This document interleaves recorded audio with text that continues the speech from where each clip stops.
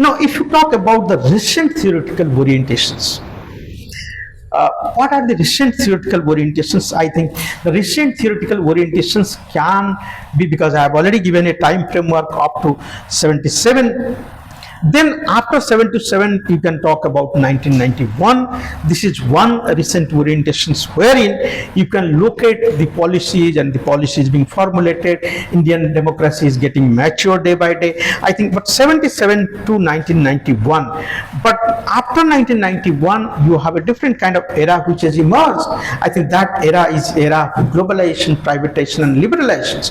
So, but you have to look at what has happened from 77 to 1990. What are the global scenario? How Indian economy was in some kind of crisis, and it was not able to sustain itself. Though growth was taking place, though agricultural surplus has gained out of green revolutions, all that has happened during that 77 to 1990.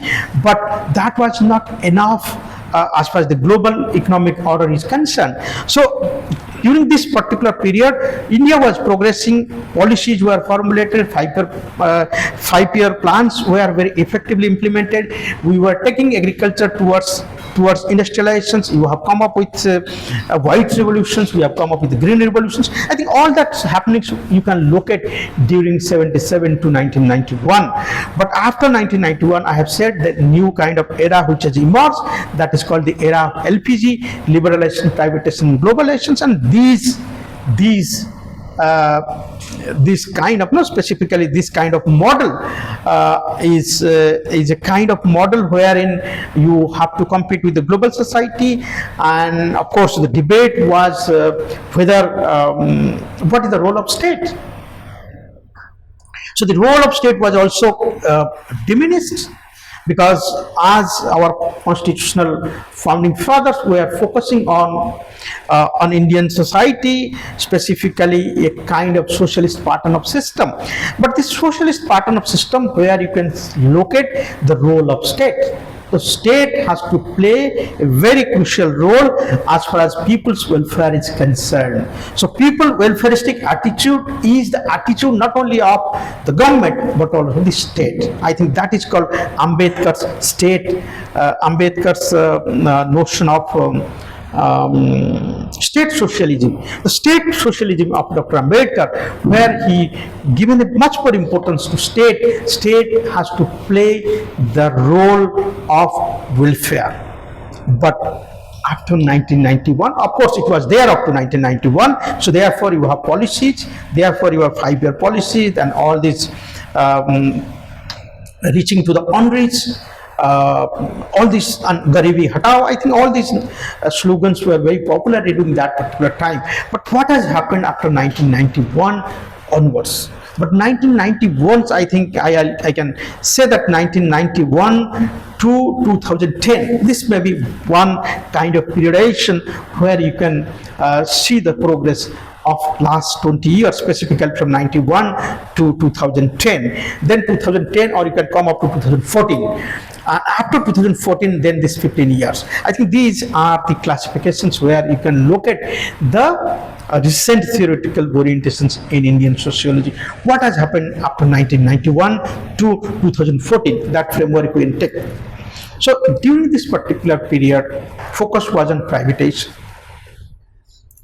focus was on consumerism, focus of opening of Indian market to global competitors. So this is the period where all these things was given a momentum. But what has happened? If you read the literature during this particular period, a new kind of specialization which has emerged in Indian sociology. People tries to talk about globalizations, people try to study privatization, people try to study liberalizations, people try to study how the private universities are upcoming. I think all these things was the focus during this 1991 to 2014, that particular period, because we were opened up the society, but sociologists tries to take these studies in their analysis. There are two important points here. Whether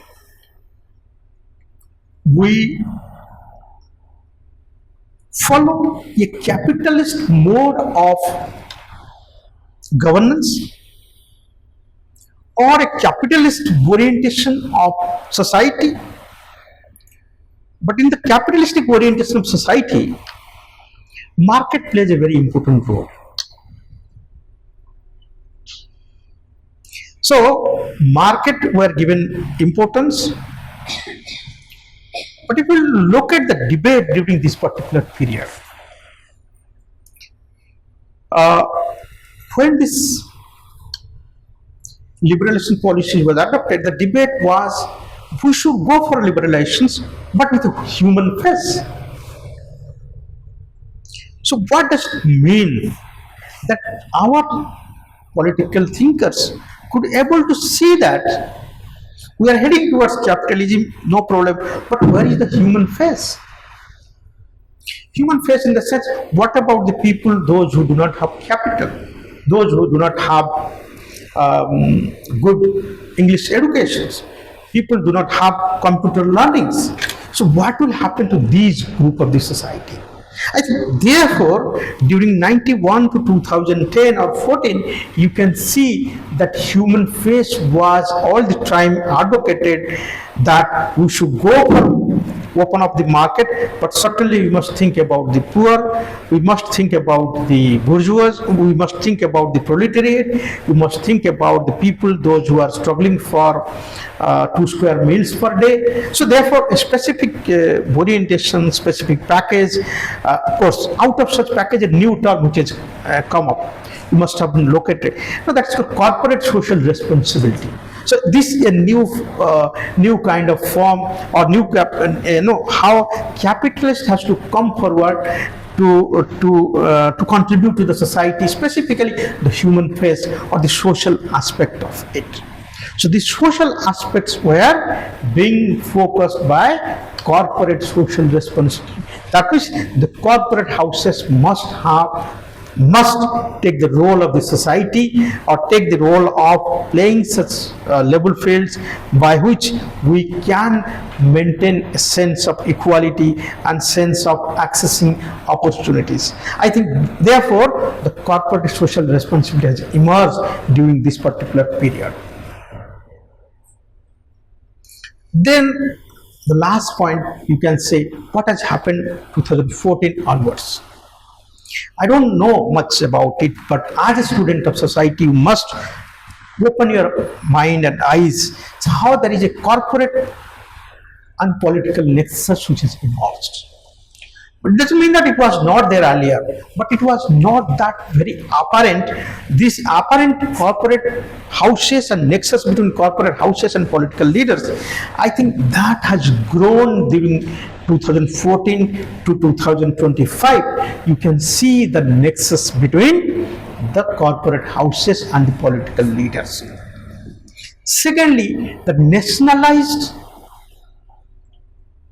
companies, Navratnas for that matter, where their role has got diminished. And the people at the helm of the political affairs make such kind of nexus between these